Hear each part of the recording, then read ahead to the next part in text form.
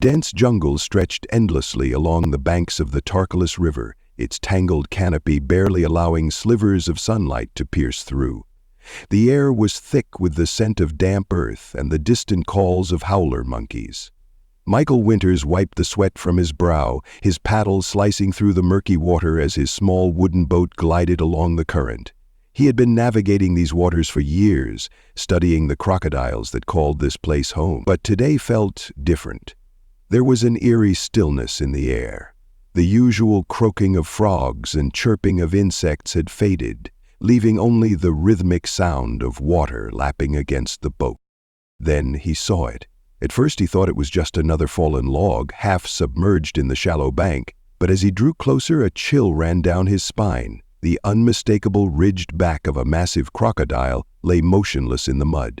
Michael's breath caught in his throat. The beast was enormous, easily over 16 feet long, its dark armored scales glistening under the fading sunlight.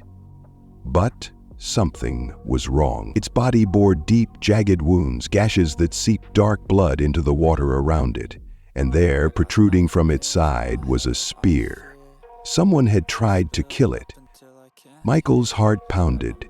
He had seen wounded animals before, victims of poachers, desperate fishermen, or territorial fights, but this was different. The crocodile had been left for dead, yet somehow it clung to life. A faint, weak movement, a twitch of its claw. It was still alive. Michael knew the risks. A wounded crocodile was unpredictable, dangerous. If it had enough energy to lash out, it could kill him in an instant, but something in its golden eyes stopped him. There was no anger, no aggression, just pain. He hesitated, his instincts screaming at him to turn back. He had no business interfering with nature's course. But then he thought about the ones responsible, the poachers who had speared this magnificent creature and left it to suffer. Gritting his teeth, Michael made his decision. With slow, careful movements, he maneuvered his boat closer, the wooden hull creaking as it scraped against the muddy bank. He grabbed a thick rope from the floor, his fingers trembling slightly as he looped it around his hands. This was insane. The crocodile could kill him at any second. But it didn't move. Taking a deep breath, Michael reached out and tightened the rope around the beast's massive snout, securing it shut. Still no resistance. That worried him more than anything. A crocodile that wasn't fighting back was a crocodile on the verge of death. Michael moved quickly. He knelt beside the reptile, examining the wound. The spear had pierced deep, lodged between its ribs. Blood oozed slowly, but the wound had already begun to fester. If he didn't act now, infection would do what the poachers hadn't. With a firm grip, he pulled. The spear resisted at first, as if unwilling to leave the flesh it had torn into. Then, with a sickening squelch, it slid free. The crocodile shuddered violently. Michael braced himself, expecting an attack. But Pacho, yes, he had already given the beast a name, only let out a deep, rasping exhale, his golden eyes flickering open for just a second before closing again. Michael exhaled sharply. He wasn't sure what was crazier, the fact that he had just pulled a weapon from a crocodile's side, or the fact that it had allowed him to. But there was no time to reflect. He had to stop the bleeding. He grabbed a roll of cloth from his bag, pressing it firmly against the wound. The crocodile flinched but didn't retaliate. Michael worked quickly, wrapping the cloth around the massive torso, tying it as securely as he could. Then came the real challenge, getting Pacho back to his cabin. Michael grabbed his oar and pushed against the muddy shore, guiding the boat away from the bank. The added weight of the massive reptile made it nearly impossible to maneuver, but somehow he managed. For hours he paddled through the darkened jungle waters, every splash of his oar echoing ominously in the silent night. The storm clouds gathered above, the wind picking up as lightning flashed in the distance. He needed to move faster. By the time he reached his secluded cabin deep in the jungle, the rain had begun to pour, turning the ground into thick, clinging mud. He dragged the crocodile onto the shore, his muscles screaming in protest as he heaved its enormous body onto a tarp beneath his shelter. Exhausted, soaked to the bone, Michael collapsed onto a wooden stool, his chest rising and falling rapidly. What had he just done? The rain pounded against the tin roof, the sound filling the silence between them. Michael looked over at Pacho, watching for any sign of life. For a moment he feared he had been too late, that his efforts had been for nothing. Then, a slow, deliberate blink, relief flooded through him. Over the next several days, Michael did everything he could to keep Pacho alive. He cleaned the wound daily, changed the makeshift bandages, and fed him small portions of fish, just enough to keep his strength up. But there was something strange about the way the crocodile behaved. He didn't thrash, he didn't snap or try to escape. He simply watched Michael, those piercing golden eyes following his every move. It was as if he understood. And then came the moment that changed everything. It was late one evening, the jungle alive with the sounds of the night. Michael had just finished checking Pacho's stitches when he felt a shift in the air, a presence. He turned. The crocodile was staring at him, fully awake, his massive body tense. Michael's pulse quickened. Was this it? Had he made a mistake? Had he just spent the last week nursing a predator back to health only to be its first meal? Pacho blinked. Then, slowly, he did something that made Michael's heart stop. He lowered his massive head and nudged Michael's hand. Not in aggression, not in hunger, but in something that could only be described as trust. Michael swallowed hard, his fingers trembling as he hesitantly reached out. And for the first time in his life, he touched a crocodile. Not as a predator, not as prey, but as something far more extraordinary. This version maintains the flow, suspense, and readability while keeping the impact of the short, dramatic sentences. Let me know if you want any refinements. Michael sat motionless, his breath shallow, his heart pounding against his ribs. He could still feel the rough, armored skin of Pacho beneath his fingertips, the warmth of a creature that was supposed to be cold-blooded in every sense of the word. What just happened? He had touched a crocodile before, many times actually, but always with a purpose. Scientific observation, tagging, relocation efforts. Never like this, never with trust. Pacho blinked again, his golden eyes reflecting the dim lantern light from the porch of Michael's cabin. He shifted slightly, his massive tail brushing against the ground. And for the first time since Michael had brought him here, he let out a deep, low rumble. Not a growl, not a warning, a purr? Michael shook his head. No, crocodiles didn't purr. They didn't express emotions like dogs or cats. And yet, here Pacho was, displaying something that went against every textbook, every lecture, every experience Michael had ever had. He exhaled, finally pulling his hand away. The rational part of him screamed that he was anthropomorphizing, that Pacho's actions were merely survival instincts at play. The crocodile was healing, he was no longer in pain, that was all. And yet, the next few weeks would prove him wrong. As Pacho's wounds healed, Michael expected his behavior to change. He expected aggression, restlessness, an instinct to return to the wild, but the crocodile remained strangely calm. He no longer needed the rope around his snout, yet he never tried to snap at Michael. He never once showed the violent, primal nature Michael had seen in countless other crocodiles. Instead, he followed Michael with his eyes, moving only when necessary. When Michael approached with food, Pacho accepted it gently, never lunging, never demanding more. And the most unsettling thing, whenever Michael walked to the river to fetch water, Pacho watched. Not like a predator stalking prey, like a guardian. At first, Michael dismissed it as coincidence, but then one night something happened that erased any doubt from his mind. It was late. The jungle had been eerily quiet, an unsettling hush that set Michael's nerves on edge. He had just stepped onto his porch when he heard it, rustling in the undergrowth. Slow, deliberate movements, not the frantic scurrying of a small animal. Something bigger. Human. Michael's stomach twisted. Poachers. His rifle was inside, but before he could move, the silence was shattered by a deep guttural sound.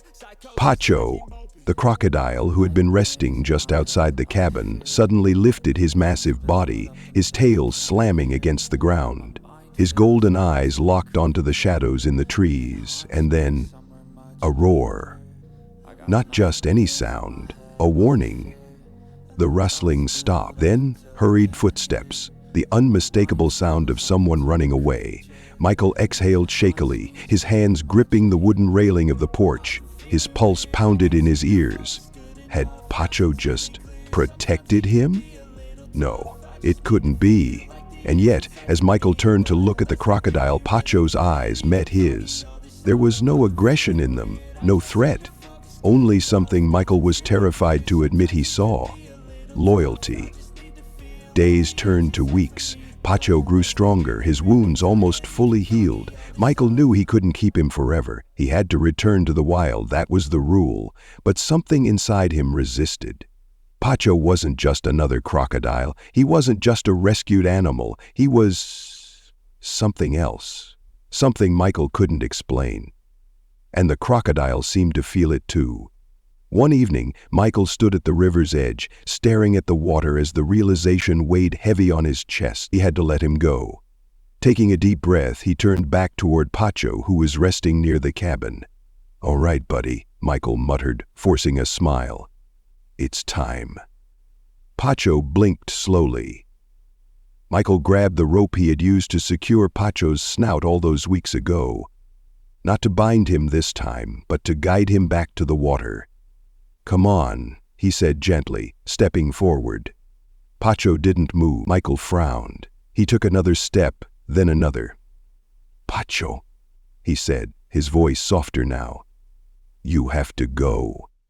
The crocodile shifted slightly but didn't turn toward the water. Michael swallowed hard. This wasn't normal. Crocodiles didn't form bonds. They didn't hesitate when freedom was given to them, and yet Pacho remained. Michael crouched, his voice barely above a whisper. "You're not supposed to stay." For the first time in his life, he felt something he never imagined feeling toward a creature like Pacho, a deep, painful ache, a bond that shouldn't exist. And then, as if understanding his words, Pacho slowly, painfully turned toward the river. Michael felt his throat tighten. The crocodile moved toward the water, his massive body slipping beneath the surface. Michael let out a slow breath. It was over. He had done what was right. But as the ripples faded and the jungle returned to its normal hum, he felt an emptiness settle inside him. Pacho was gone, and with him, a part of Michael that he never knew existed. Michael tried to move on. He went back to his research, his work in the jungle, his quiet, solitary life. But something was different. The river no longer felt the same. The nights were lonelier, and every time he walked along the shore, he caught himself looking, searching, for golden eyes in the dark. Weeks passed, then months, until one night, everything changed.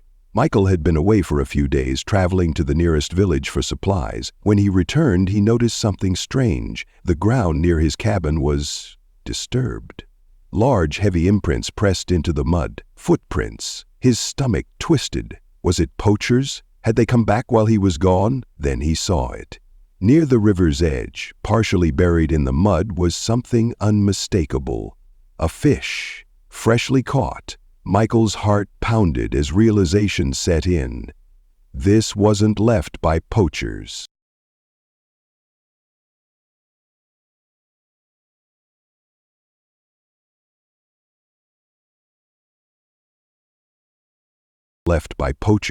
It wasn't an accident. It was a gift. His hands trembled as he looked toward the water, scanning the darkness, his breath catching in his throat. Then, from the shadows, a slow, deliberate movement, and a pair of golden eyes staring right at him. Michael's vision blurred for a moment. Pacho?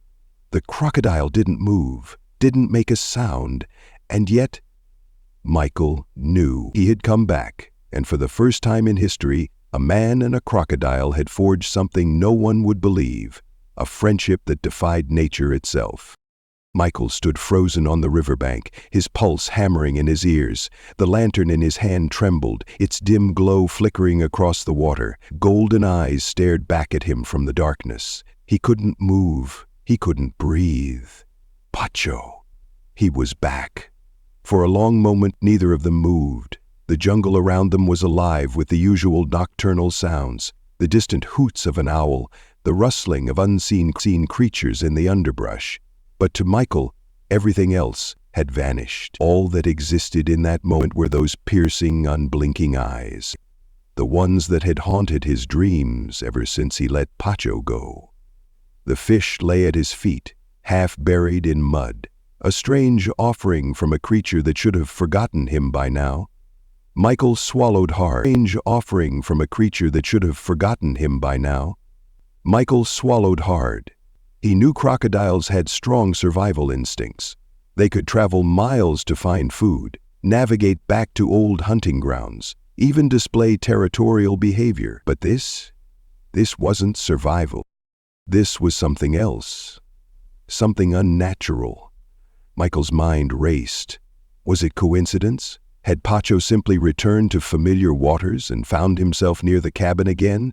Or had he chosen to come back? That thought sent a shiver down Michael's spine. He forced himself to take a step forward, his boots sinking into the wet earth. His breath was unsteady, his body tense. Pacho. His voice barely carried over the river's gentle current. Pacho didn't move. Then, slowly, so slowly that it almost felt deliberate, the crocodile began to drift forward.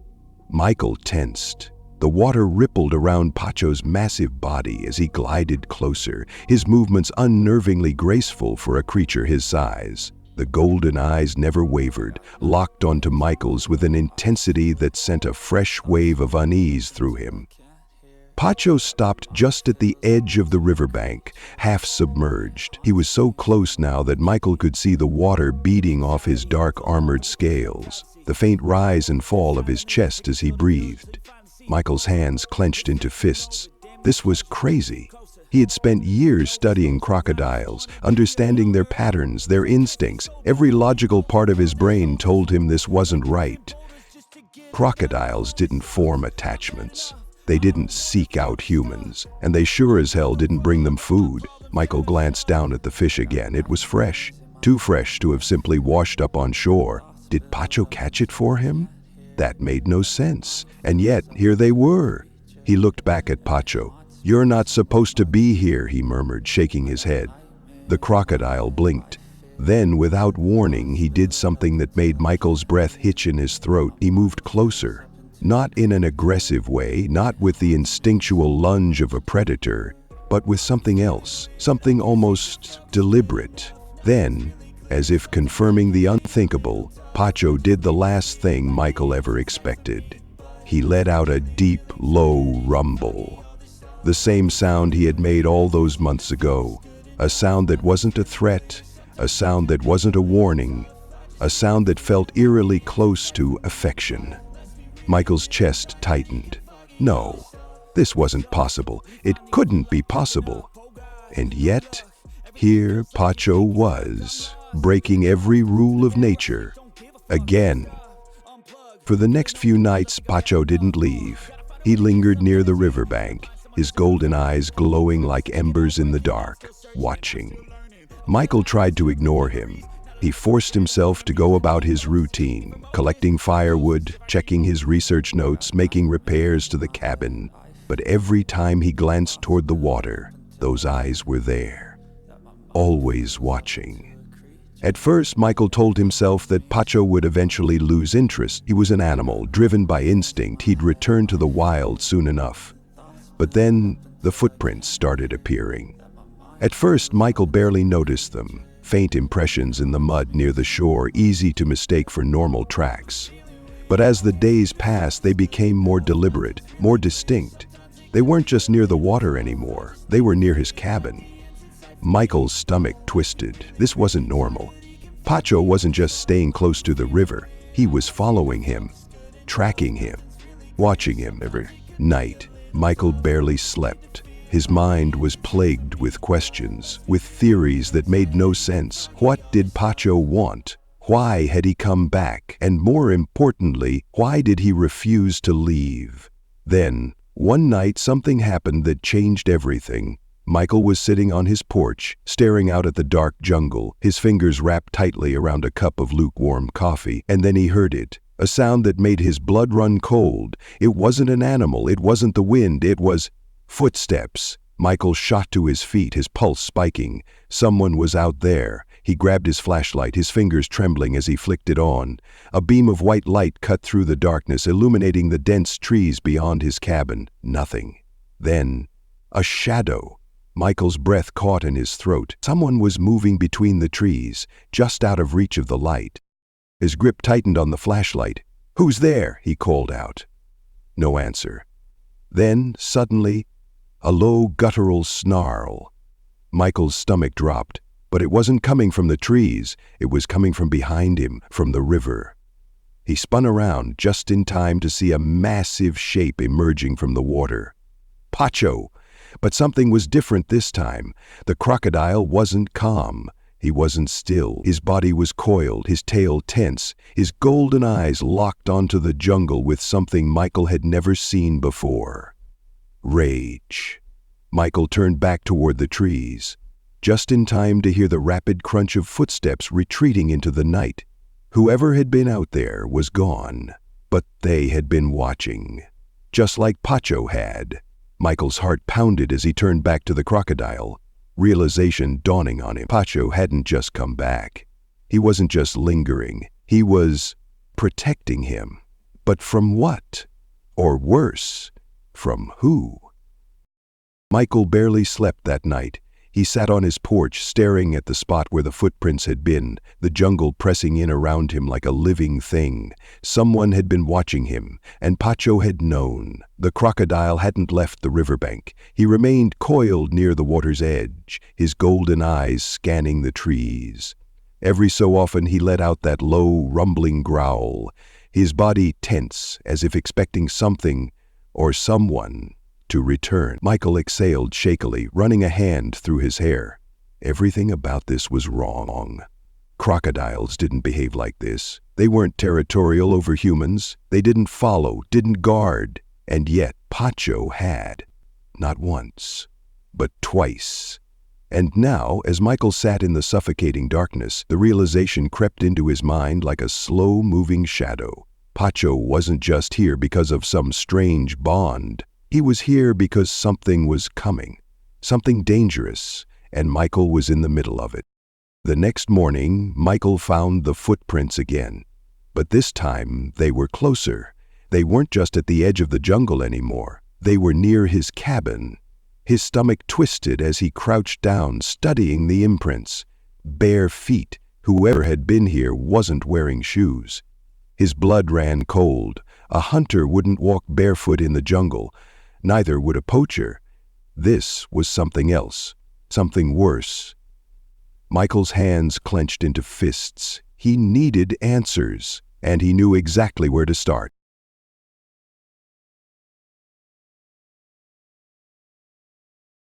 Michael packed his bag and set out for the nearest village. A half-day's trek through the thick jungle. He had spent years in this region, researching, learning from the locals. If anyone knew what was happening, it would be them. The village was small, hidden deep in the jungle. Huts made of wood and palm leaves lined the narrow dirt paths, and the air was thick with the scent of burning wood and fresh rain. Michael went straight to the elder, an old man named Mateo. Mateo had lived in these jungles his entire life. He knew every river, every predator, every story passed down through generations. When Michael told him about Pacho, about how he had returned, about the footprints in the mud, Mateo's expression darkened. "You should have let him die," the old man murmured. Michael felt a chill run down his spine. "What?" Mateo's eyes met his, dark and unreadable. "That crocodile, he was meant to die." Michael shook his head. "I saved him. He's not just an animal, Mateo. "You don't understand," the old man interrupted, his voice sharp. "Crocodiles are not other creatures. They do not love. They do not grieve. They do not protect humans. But when one does," Michael's throat went dry. "When one does," Mateo continued, his voice dropping to a whisper, "it is because something else has taken an interest in you." Michael felt his heart slam against his ribs. "Something else," he echoed. Matteo nodded. "There is an old story, a warning. Some crocodiles, they are not just beasts, they are watchers, guardians of something far older than us." His voice dropped lower. They do not bond with men unless there is a reason." Michael swallowed hard. "And what reason would that be?" Matteo's eyes never wavered. To protect you." Michael shook his head. "From what?" Matteo was silent for a long time. Then, in a voice barely above a whisper, he said, "From the thing that follows." A chill slithered down Michael's spine. The thing that follows. Before he could ask what that meant, Matteo grabbed his wrist, his grip surprisingly strong for an old man. "Listen to me," he said urgently. "You must leave that place. The crocodile is not your enemy, but whatever it is guarding you from is." Michael pulled his arm back, his mind spinning. "That doesn't make any sense." Matteo only shook his head. "Then you will see for yourself." And with that he turned and walked away, leaving Michael standing in the middle of the village, his pulse hammering. Something was in the jungle. Michael barely made it back to the cabin before nightfall, and when he did, the footprints were there again, closer this time, near his porch. His hands tightened around the rifle slung over his shoulder. His heart pounded as he scanned the tree line, his skin crawling with the unsettling feeling that he was not alone. And then a whisper, soft, barely audible, coming from the trees. Michael spun, his breath catching in his throat. Nothing, only darkness. But something was there. Watching, waiting. He swallowed hard and turned toward the river. Pacho was there, half submerged in the water, his golden eyes glowing in the night. And he was growling. A deep rumbling sound that sent vibrations through the air, through the ground beneath Michael's feet. Not at Michael, at whatever was hiding in the trees. Michael took a slow step backward, his pulse pounding. Then from the jungle, a shadow moved. It was fast, too fast, a blur of something tall, something wrong, something not entirely human. Michael's breath hitched, and then Pacho lunged. A massive explosion of water as the crocodile surged forward, his powerful tail slamming against the shore. His jaws snapped, his body moving with a speed that no crocodile should have. Michael barely had time to react before the shadow vanished. Gone, as if it had never been there at all. Michael stood frozen, his mind struggling to process what had just happened. His breaths came in sharp gasps, his chest heaving. Slowly, he turned to Pacho. The crocodile was still, watching. And in that moment, Michael understood. Pacho hadn't come back because of loyalty. He hadn't returned because of some strange, unexplainable bond. He had returned because something was coming for Michael. Something ancient, something relentless, something that would have already taken him if not for the golden-aimed predator standing guard at his side. Michael swallowed hard, his throat dry. For the first time in his life, he wasn't afraid of the crocodile. He was afraid of what it was keeping at bay, and deep down he knew this wasn't over, not yet. The legend lives on. The next morning, the footprints were gone, the jungle was silent, and Pacho was still there. Michael didn't leave, and neither did the crocodile. Because some bonds aren't made by choice. Some are forged in something far older, far stronger than instinct, something that can't be explained, only protected. And so as the sun rose over the river, golden light spilling across the water, Michael sat on his porch, rifle in hand, and Pacho lay in the shallows, waiting, watching, guarding. Because somewhere hidden deep within the jungle, something else was watching too, and it was waiting to try again.